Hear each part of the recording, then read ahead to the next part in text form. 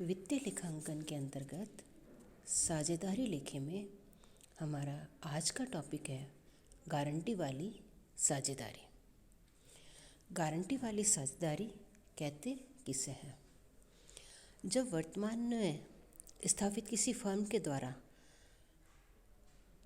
पूंजी की कमी के कारण या अन्य टेक्निकल आवश्यकता के कारण किसी अन्य व्यक्ति की आवश्यकता हो और वो इस व्यक्ति को कर्मचारी के रूप में न रखकर व्यवसाय में साझेदार के रूप में लेना चाहते हो, तो ऐसी स्थिति में जब भी कोई नया व्यक्ति उस फर्म में एज ए साझेदार सम्मिलित होना चाहता है, तो वो तभी व्यवसाय में सम्मिलित होगा जब उसको एक न्यूनतम लाभ की गारंटी दी जाए। यानी उसको यह गारंटी वर्तमान साझेदारों द्वारा, सभी के द्वारा अथवा उनमें से किसी एक या दो के द्वारा यह गारंटी प्रदान कर दी जाए कि यदि तुम व्यवसाय में साझेदार बनते हो तो तुम्हें न्यूनतम इतनी राशि की लाभ की गारंटी दी जाती है, तो तभी वो व्यक्ति फर्म में प्रवेश करता है। तो ऐसी स्थिति को हम गारंटी वाली साझेदारी कहते हैं। गारंटी दो प्रकार से दी जा सकती है।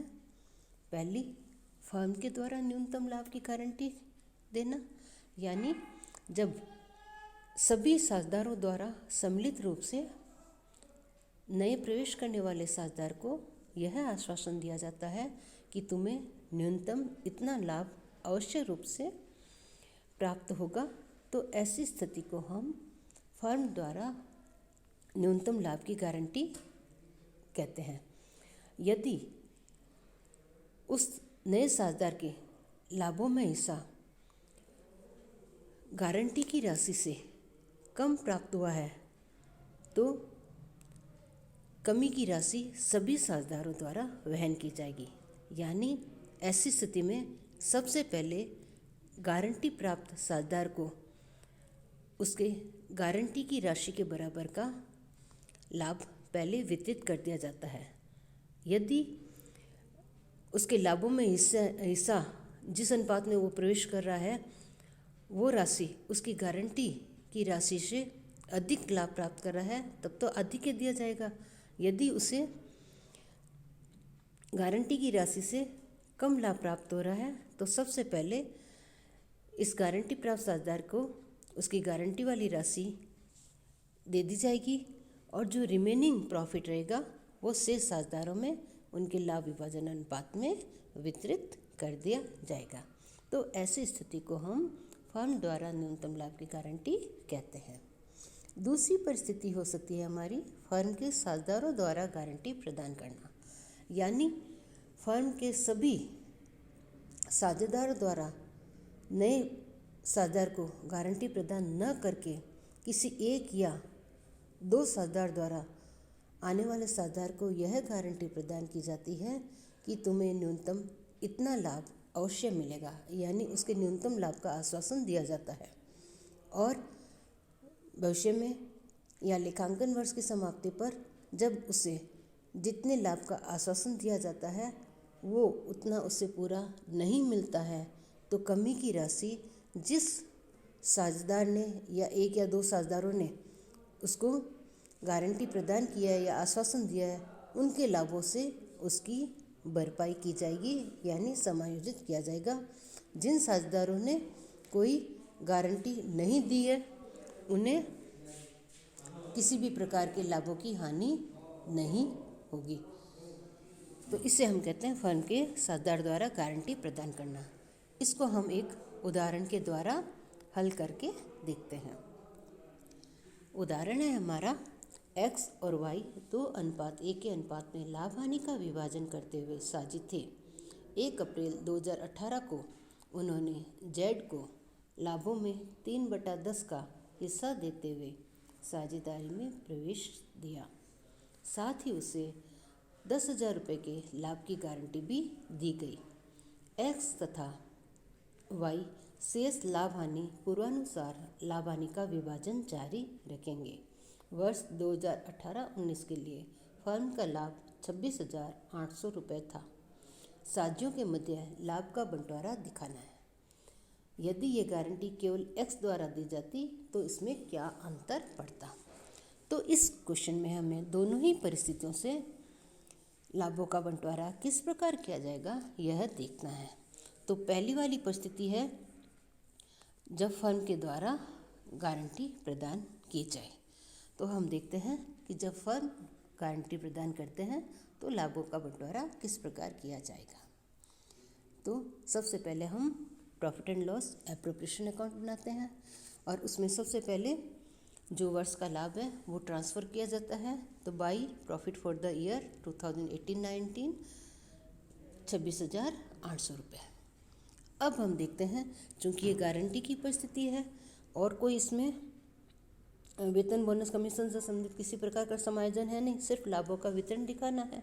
तो हम देखते हैं नए साझेदार ने फर्म में कितने हिस्से के लिए प्रवेश किया, 3/10 हिस्से के लिए। तो 26,800 का 3/10 राशि होती है हमारी 8,040 रुपये, जबकि उसको न्यूनतम कितने लाभ की गारंटी दी गई, 10,000 की। तो गारंटी की उसको मिलने वाला लाभ गारंटी की राशि से कम है, अतः ऐसी स्थिति में उसे न्यूनतम लाभ 10,000 प्रदान किया जाएगा और यह गारंटी फर्म के द्वारा दी जा रही है, इसलिए सबसे पहले हम जेड को ही उसके लाभों का हिस्सा तो कम है, इसलिए न्यूनतम गारंटी की राशि उसको देंगे। तो जेड कैपिटल अकाउंट 3/10 ऑफ 26,000 और guaranteed ₹10,000 which ever is more. तो गारंटीड राशि ज़्यादा है तो उसको यही राशि प्रदान की जाएगी, तो उसको 10,000 दे देंगे। अब इस 10,000 को देने पर जो रिमेनिंग प्रॉफिट रहेगा 26,800 माइनस 10,000 यानी 16,800 रुपये। इस 16,800 रुपये को हम पुराने साझेदारों में पुराना अनुपात यानी 2:1 के अनुपात में बांट देंगे। तो एक्स का हिस्सा हो जाएगा हमारा 16,800 इंटू 2/3 तो बराबर हो गया 11,200 और वाई का हिस्सा हो जाएगा 16,800 इंटू 1/3 बराबर 5,600। इस तरह हम और दोनों साइड के टोटल बराबर कर देंगे 26,800। इस तरह हम लाभों का वितरण जब फर्म द्वारा गारंटी दी जाती है की स्थिति में दिखाएंगे। अब दूसरी परिस्थिति है हमारी कि जब गारंटी केवल एक्स द्वारा प्रदान की जाती है तब हम लाभों का वितरण किस प्रकार करेंगे। तो इसके लिए हम वही P&L एप्रोप्रिएशन अकाउंट बनाते हैं फॉर द ईयर एंडिंग 31 मार्च 2019 हो गया। सबसे पहले लाभ ट्रांसफ़र करके लाएंगे by profit and loss profit for the year 2018-19 कितना है 26,800। अब इस परिस्थिति में गारंटी दे रहा है केवल एक्स और नए साझेदार, सबसे पहले हम नए साझेदार का ही देखते हैं।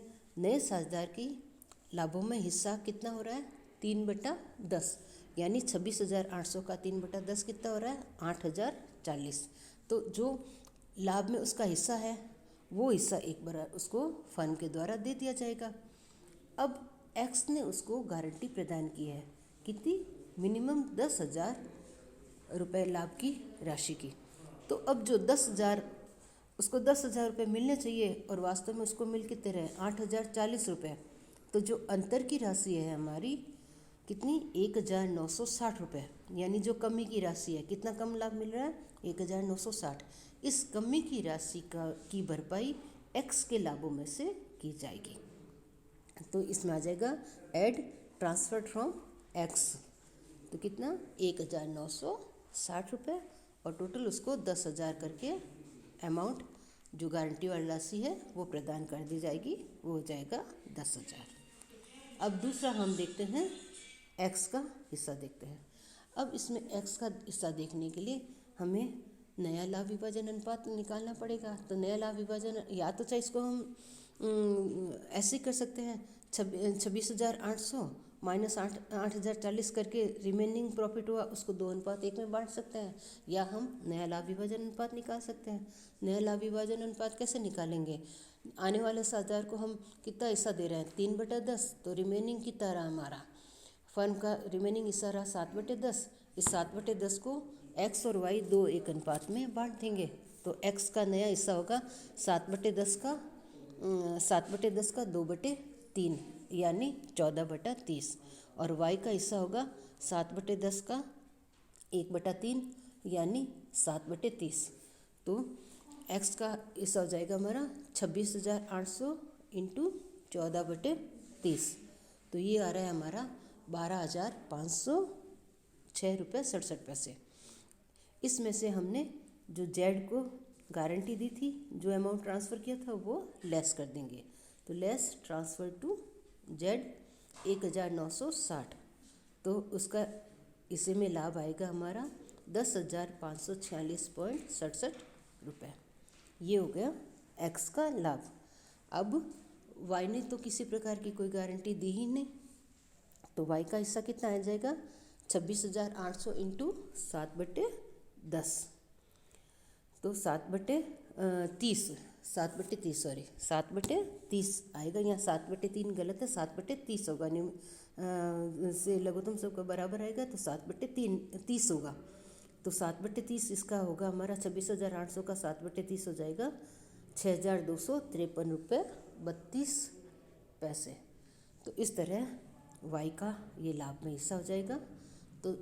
तो जब किसी साझेदार द्वारा नए प्रवेश करने वाले साझेदार को गारंटी दी जाती है, तो इस तरह हम लाभों का वितरण करके दिखाते हैं। धन्यवाद।